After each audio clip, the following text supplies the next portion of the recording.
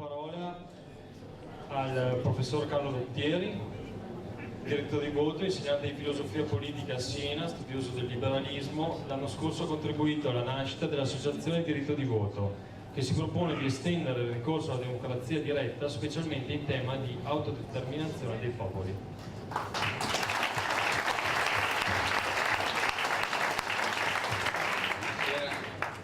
Ringrazio innanzitutto gli organizzatori per l'opportunità di essere qui in mezzo a voi. Ringrazio dell'opportunità stasera che mi è stata data di essere in mezzo a voi.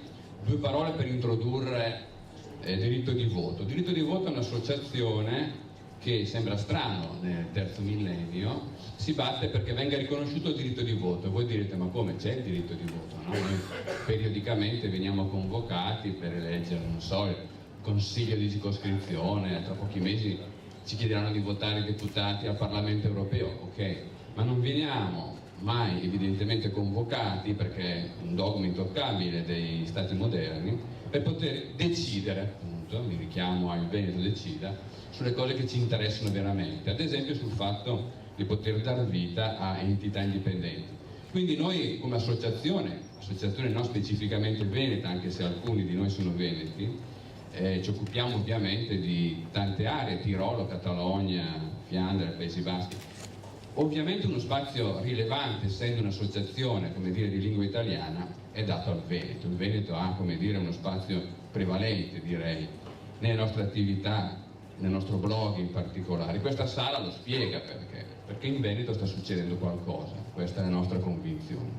Cioè in Veneto sta, come dire, maturando una consapevolezza diversa, legata a fattori identitari certamente, ma anche alla crisi che stiamo conoscendo, che è una crisi economica, ma che è anche una crisi istituzionale, cioè le nostre elite, le nostre, come dire, rappresentanze non vengono più riconosciute come legittime, e quindi c'è l'esigenza, come dire, di una ripartenza. E in Veneto, come in altre aree, come in Catalogna, come altrove, sta emergendo, ed è questa la nostra speranza, ed è questo un po' il tema della nostra battaglia, una diversa idea di Europa.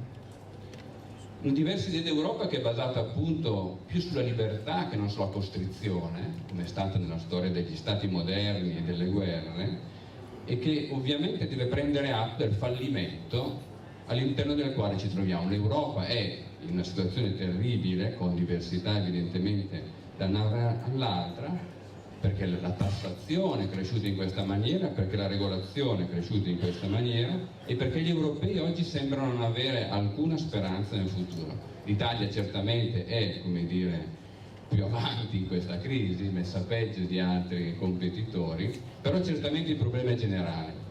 E allora ecco che noi crediamo che realtà come queste, come il Veneto Decida e altre, siano importanti perché pongano il tema della libertà, della democrazia diretta, dell'autogoverno al centro del dibattito. E lo fanno, attenzione, in un contesto come quello della politica italiana, che è caratterizzato da dibattiti assolutamente insignificanti su nomi nuovi o nomi vecchi o sigle, cose di questo tipo, ponendo invece, ed è questo un elemento straordinario per me, delle idealità. In fondo qui si sta cercando di immaginare, come dire, un futuro diverso, un modo diverso di avere rapporti fra di noi, qualcosa che è totalmente avulso rispetto alla politica per come la conosciamo, che essenzialmente, e non da oggi, lotta di potere, conquista di posizioni, redistribuzione di risorse e così via.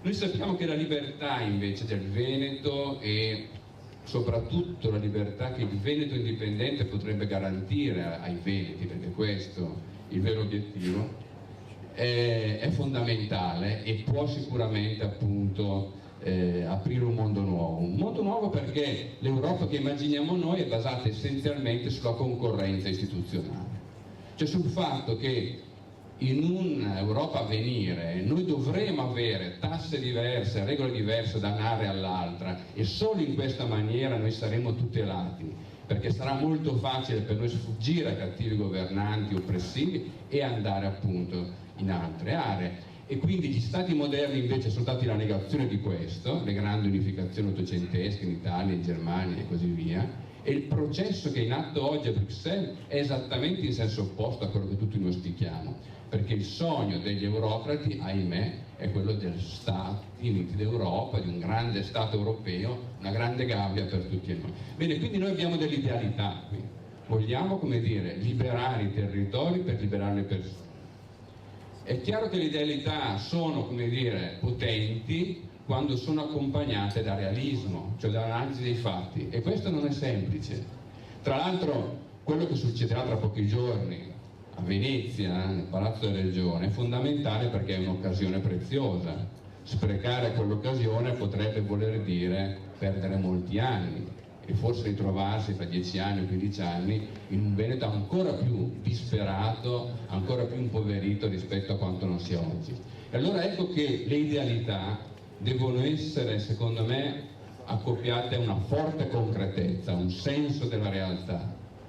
E qui lasciatemi dire due cose che dico spesso ai miei amici veneti: ci sono due elementi cruciali su cui non bisogna sbagliare. Il primo, a mio parere, è la data.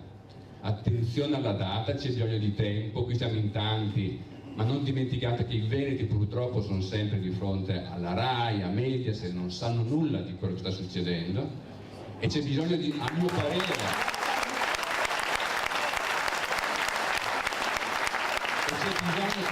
c'è bisogno che l'appuntamento referendario sia accompagnato a un appuntamento politico che i partiti non possono boicottare, ad esempio le elezioni europee. In quel caso è chiaro che sarebbe, come dire, garantito il quorum, e questo è fondamentale, perché un conto è ottenere il 90% con un 20% dei votanti, è un conto ottenere il 90% con il 60, 70, l'80% dei votanti. Questo è il primo punto. L'altro punto, molto delicato, stiamo discutendo, stiamo ragionando, queste sono le mie opinioni personali, il testo del quesito. Il testo del quesito è cruciale perché sono lì pronti col fucile puntato. Bisogna essere, come dire, sufficientemente abili da presentare un testo che sia in grado di vincere ogni possibile resistenza da parte della Corte Costituzionale. Non dimenticate, come dire, che uno dei grandi fondatori della scienza della politica, cioè Niccolò Machiavelli, invitava ad essere volpi e leoni.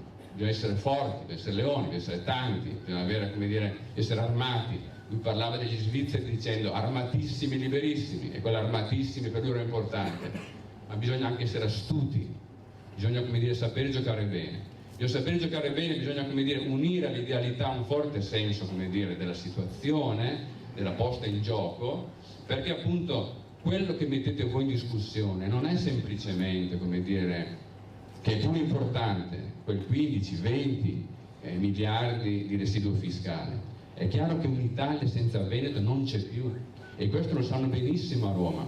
Se qui si vince, l'Italia è finita. Allora non aspettatevi, come dire, tappeti rossi, non aspettatevi, come dire, corti costituzionali compiacenti. Bisogna essere assolutamente bene armati, perché la battaglia è difficile, ma lo ripeto, è una battaglia armata da una grande idealità, e credo, vi auguro un grandissimo successo a tutti noi. Grazie.